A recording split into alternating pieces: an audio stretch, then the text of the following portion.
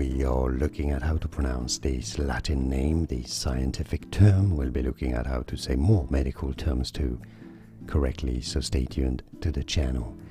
There are different ways of pronouncing it because it's Latin, so you can have different interpretations of how it should be said from Latin. Probably the most common and the safest way to pronouncing it is Jiroveci, Jiroveci.